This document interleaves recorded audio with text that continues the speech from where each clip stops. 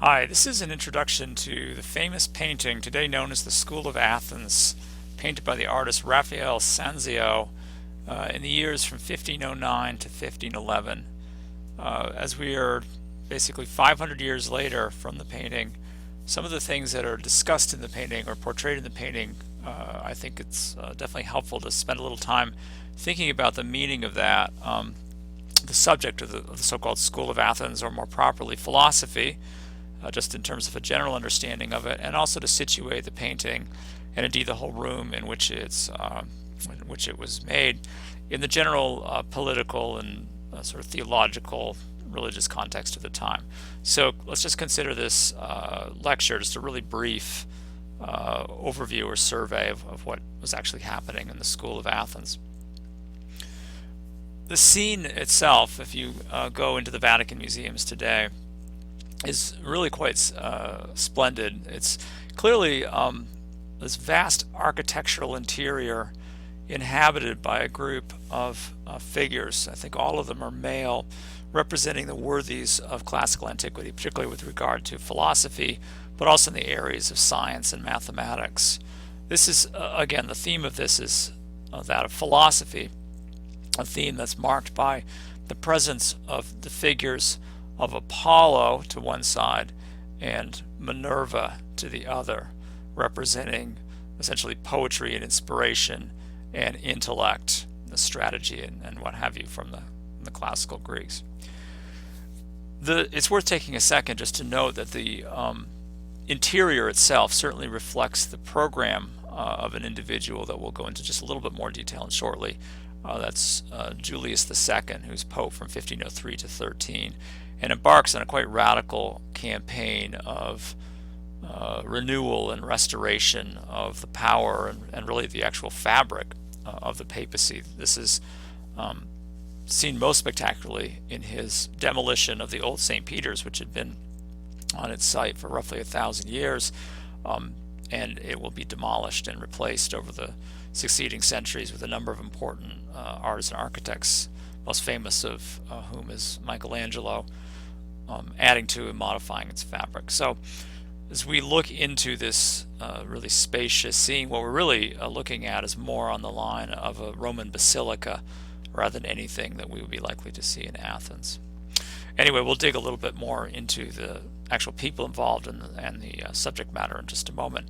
I want to just take a second to sort of situate this in the context of painting of the time, particularly fresco cycles that would be roughly contemporary. In the lower left is the famous Last Supper by Leonardo da Vinci. On the upper left is Michelangelo's Sistine ceiling, which is painted between 1508 and 1512. The Last Supper around 1498 or so. The Last Supper, it's worth pointing out, is in Milan, but of course the Sistine ceiling was in progress at exactly the same time that Raphael is painting his School of Athens, which is seen in situ in the Stanza della Segnatura, one of the Pope's private apartments and one reserved for official functions, and especially I think a papal tribunal in which the Pope's signature was required, hence the appellation, the Stanza della Segnatura. So you can see it takes a lunette form and occupies one of four walls within the room. If you were visiting the Vatican, you'd come in through that door in the lower left. As I've already mentioned, Julius II is a very, very powerful figure in his time. He's Pope for about 10 years. We have a wonderful painting, a portrait of Julius II from Raphael himself. This dates about 1511, 2 years before the Pope dies, showing an individual who is certainly to some degree worn down by the effort and the real mental and psychological stress of trying in essence to restore the papacy to solid political and economic footing. He's wearing a beard, which is very uncommon for popes. He apparently took a vow that he would maintain this beard until Italy was free of foreign domination, a process that had started in earnest with the French campaigns of 1494. So Julius II is critical for thinking about art of the so-called High Renaissance from about 1500 to maybe the sack of Rome in 1527, for getting that process started in earnest with his commission, for instance, of Michelangelo's Sistine ceiling, the new St. Peter's, Bramante, Raphael, Michelangelo, all getting that started, and of course Raphael's own work and many, many other projects, too numerous to mention here. If we look at the actual room in the Stanza della Segnatura, we understand very quickly that Raphael created a number of scenes that were supposed to, in a very real sense, encompass all of learning, because the Stanza della Segnatura is also a papal library, and so it would have contained books, and the idea that those books can be summed up using 4 categories of knowledge, I think is quite important to understand for thinking clearly about the meaning of the frescoes within the Stanza della Segnatura. So in this slide you can see at the very top is the scene that we're going to discuss in a little bit more detail, the so-called School of Athens. Facing that on the within the room would be the so-called disputa, the discussion of the nature of the sacrament, here presented upside down so that we get the sense of the arrangement of the scene in relation to the Stanza della Segnatura and the sort of discussion or dialogue between the categories of philosophy, represented by, again, the scene of the School of Athens, and theology with the disputa. If we look to the lunettes to the side, for instance, if we were standing in front of the School of Athens and look to our left, we'd see the form of knowledge or understanding known as poetry, represented by Apollo and the Muses and poets and what have you on Mount Parnassus, and then to the side, representation of justice. So you get this sense of a kind of universal encompassing of human knowledge within this room. This is, again, a kind of 365-degree survey of the categories of human understanding and intellect. This is echoed in the roundels in the ceiling.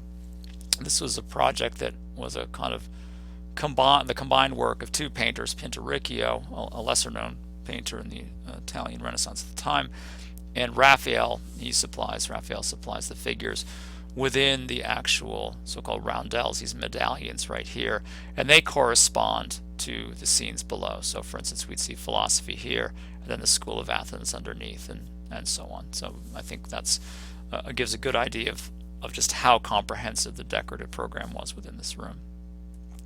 If we look at the actual scene itself, again, looking into that beautiful hall with barrel vaults and coffered ceilings, the kind of thing that actually was planned and indeed executed for the interior of the new St. Peter's and an echo of Roman architecture, we see this splendid arrangement of famous classical figures arrayed in various groups. It's sort of like a large classroom.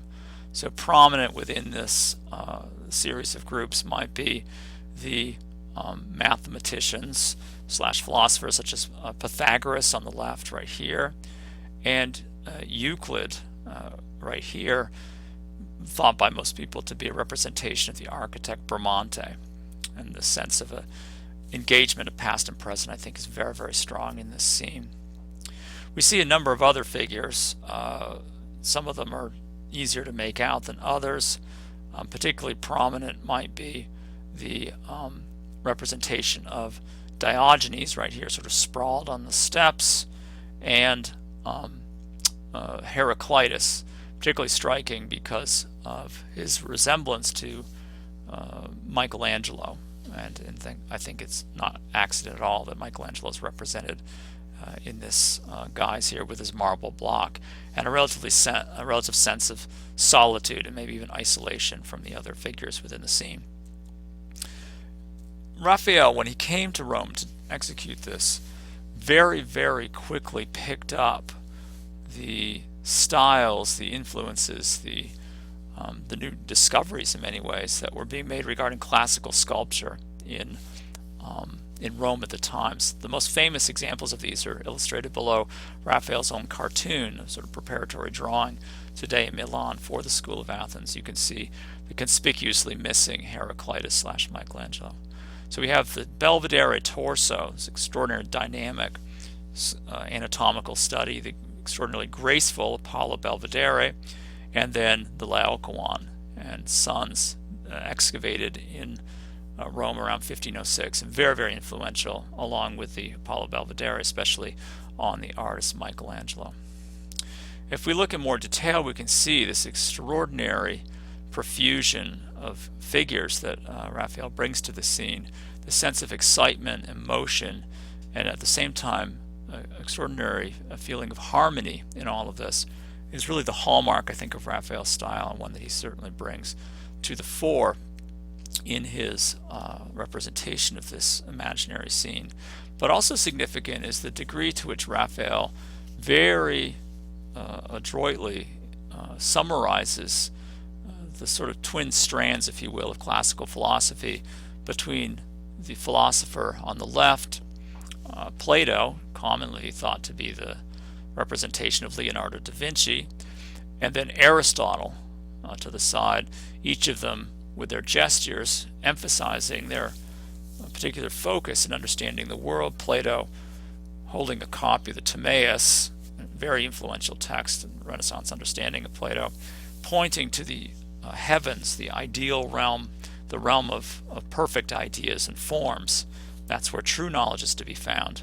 And Aristotle suggesting instead, with his downward gesture of his hand, that more attention ought to be paid to the actual world of appearances, that empirical knowledge derived through the senses is really the most useful way to actually understand what is going on in the world. And indeed his ethics, the Nicomachean ethics that he's holding in his left hand, suggests that even the relatively, let's say, intellectual or abstract idea of ethics is best understood in actual practice and sort of empirically tested actions and so forth. As I mentioned already, there's this really very nice tribute to the work of Michelangelo in the portrayal of the philosopher Heraclitus, who's shown here writing. And indeed, it's worth remembering that Michelangelo was not just a sculptor working in stone, as suggested by this beautiful marble block on which he's resting, but also a poet. And I think that Raphael, with extraordinary facility, inserts this figure as a kind of nice counterpoint or punctuation to the animated gatherings and communities of people that populate the scene. We see in the upper right, just behind the figure, presumably another contemporary, although the identification is uncertain, a self-portrait of the artist Raphael, who would have been quite young at the time that he's painting this, in his 20s, looking out at the viewer in a kind of bland but I think reasonably satisfied expression, well aware, I think, of this extraordinary triumph that he's created in a very competitive and high-powered artistic scene, cultural scene in Rome at the time. I'd suggest that, and I'm certainly not alone in this, that Raphael recognized quite early on the debt that he owed to Michelangelo in creating a much more dynamic, a much more expressive and amplified message in the School of Athens, especially compared to the earlier work of the Disputa, which is certainly reflective of the kinds of attitudes and styles he learned under the artist Perugino.